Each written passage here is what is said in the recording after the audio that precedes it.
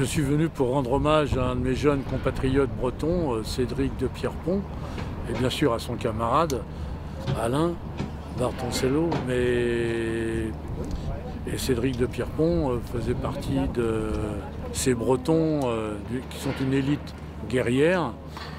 Et il était passé nous voir à Montparnasse, à notre association Kervreis, dont j'ai le symbole ici même, qui est le symbole aussi d'une autre association, le cercle Maxen Vledic, qui est le nom d'un empereur romain, d'origine bretonne, c'est un général breton, et qui est donc l'empereur fondateur de la Bretagne continentale. Il avait débarqué avec ses légionnaires bretons en 383 et fut empereur à Rome en 384.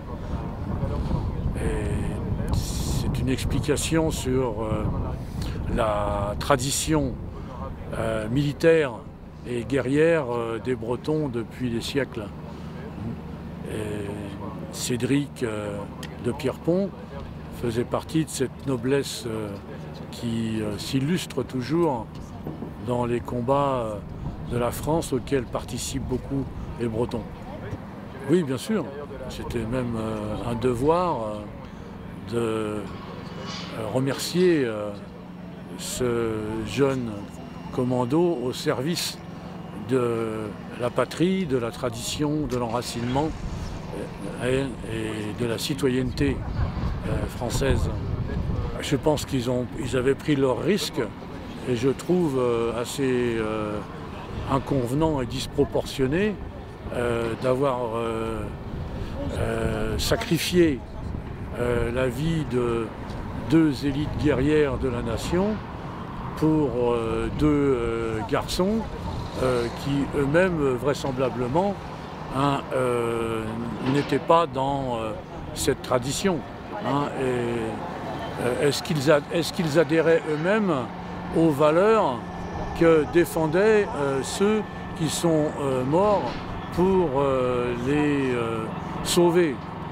C'est une question qu'on peut se poser. Oui, je pense que c'est même un phénomène européen. Parce que la France,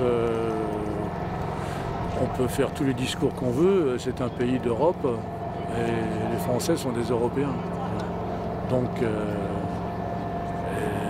c'est pour ça que je me réfère, comme je vous le disais tout à l'heure, à l'Empire romain qui fut la première structure politique européenne. Donc il y a une vocation impériale en Europe à retrouver avec des légionnaires dignes de ce nom, au service toujours, qui ont le sens de la mission sacrée. C'est bon ?